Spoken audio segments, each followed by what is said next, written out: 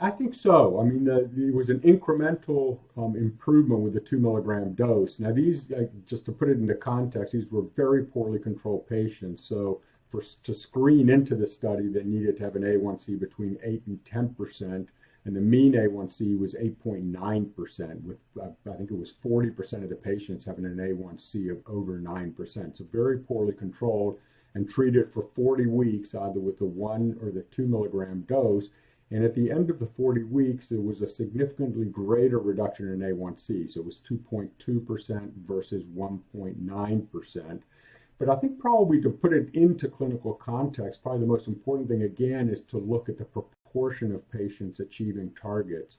And significantly greater, so the odds ratio of achieving an A1C of less than 7%, less than or equal to 6.5%, and similarly for weight, the weight targets of greater than or equal to 5 and 10%, significantly better with the 2 milligram versus the 1 milligram dose, and with no worsening of tolerability or safety. So there was no more hypoglycemia seen with the 2 milligram dose, similar GI side effects. And in fact, in both doses, I think probably the most important proxy for GI tolerability is the proportion of patients who discontinue therapy due to GI side effects. And this was less than 3% with both of the doses. So I think very good tolerability and a greater proportion of patients achieving target with the 2 milligram dose.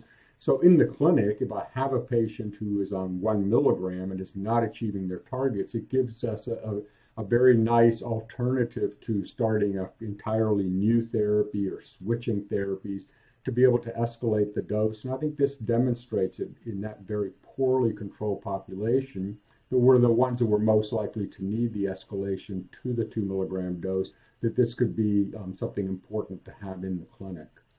I might have in my mind the thought that this is a patient that ultimately may need the high dose, but either way, I'll need to escalate because I can't just start 2 milligrams based on GI side effect profile. And as you know, with all the GLP-1 receptor agonists. So, in this study, for example, in SUSTAIN-FORTE, we started with 0.25 milligrams for 4 weeks, then escalated to 0.5 for 4 weeks, then to 1 milligram for 4 weeks. So during the initial 12 weeks of the trial, everyone was on the same dose.